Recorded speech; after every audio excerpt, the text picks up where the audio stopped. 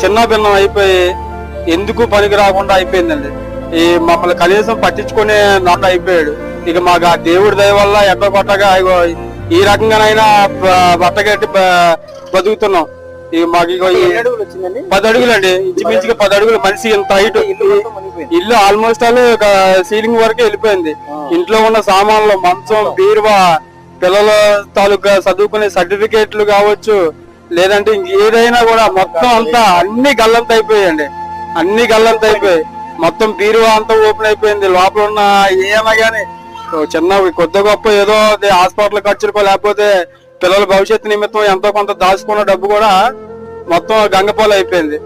మరి డబ్బులు ఇక అవన్నీ ఎంత అంత అని చెప్పలేమండి. ఎవరి స్తోమతకు వాళ్ళకి. ఇప్పుడు ఈ సామాన్లన్నీ మాయనండి. ఈ అశోక్ లైలాండ్ బండి మొత్తం ఇక మొత్తం మునిగిపోయింది. లోపల